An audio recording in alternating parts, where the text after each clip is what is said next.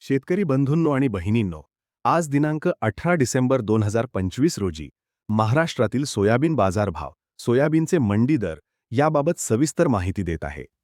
Soybean हे महाराष्ट्रातील विदर्भ, मराठवाडा आणि खानदेश भागातील प्रमुख खरीप पीक आहे आणि लाखो शेतकऱ्यांच्या उत्पन्नाचा आधार आहे. सध्या सोयाबीनच्या भावांवर जागतिक बाजार, आयात, देशांतर्गत मागणी, हवामान आणि सरकारी धोरणे यांचा मोठा प्रभाव आहे. ही माहिती मी विश्वसनीय स्रोतांवरून जसे की अगमार्क नेट, MSAMB, कमोडिटी ऑनलाईन, किसान डील्स आणि इतर कृषी पोर्टल्सवरून गोळा केली आहे. डिसेंबर महिन्यात आवक सुरू असल्याने आणि जागतिक मागणी स्थिर असल्याने भावामध्ये चढ उतार दिसत आहेत.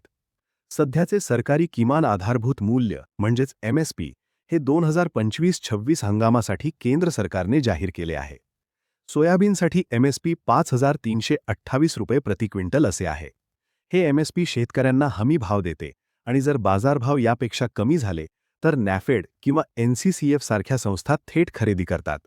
मात्र सध्या बाजारभाव MSP पेक्षा कमी आहेत, विशेषतः आवक वाढल्याने आणि आयातीच्या दबावामुळे. आजचे सरासरी बाजारभाव हे 18 डिसेंबर 2025 नुसार अंदाजे आहेत. महाराष्ट्रातील विविध APMC वंड्यांमध्ये सोयाबीनचे भाव जिल्हा, दर्जा आणि आवकेनुसार बदलतात. डिसेंबरमध्ये आवक वाढल्याने भावांवर काही दबाव आहे, पण काही बाजारांमध्ये चांगल्या दर्जाला चांगले भाव मिळत आहेत. सध्याचे सरासरी भाव किमान 3,500 ते 4,500 रुपये प्रति क्विंटल, कमाल 5,500 ते 6,000 रुपये प्रति क्विंटल, उत्तम दर्जाच्या पिवळ्या सोयाबीनला आणि सरासरी 4,200 ते 4,400 रुपये प्रति क्विंटल आहेत. काही प्रमुख बाजार समित्यांमधील अंदाजे भाव असे आहेत की वाशिममध्ये कमाल 5,800 ते 6,000 रुपये आणि सरासरी 5,500 ते 5,700 रुपये, लातूरमध्ये 4,400 ते 4,800 रुपये, अकोल्यात 4,200 ते 4,600 रुपये, अमरावतीत 4,300 ते 4,800 रुपये, नागपुरात 4,100 ते 4,700 रुपये, परभणीमध्ये 4,000 ते 4,500 रुपये, नांदेडमध्ये 4,200 ते 4,500 रुपये आणि सांगलीमध्ये 4,500 ते 5,100 रुपये आहेत. हे भाव ताज्या अहवालांवर आधारित आहेत, पण स्थानिक आवक आणि दर्जानुसार बदल शक्य आहेत. म्हणून नेहमी स्थानिक बाजार समिती किंवा अगमार्क नेटशी संपर्क साधून खात्री करा.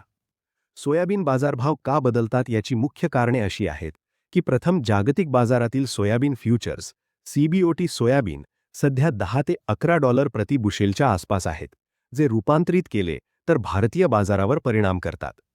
दुसरे आयात कारण आहे, कारण ब्राझील आणि अर्जेंटिनातील स्वस्त सोयाबीन आणि सोया ऑलीची आयात वाढली आहे, ज्यामुळे देशांतर्गत भाव दबावात राहतात.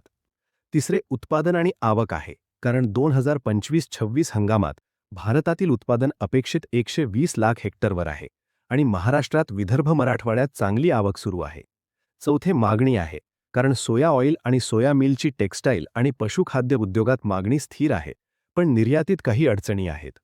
पाचवे हवामान आहे, कारण पीक चांगले झाले तर पुरवठा वाढतो आणि भाव कमी होतात.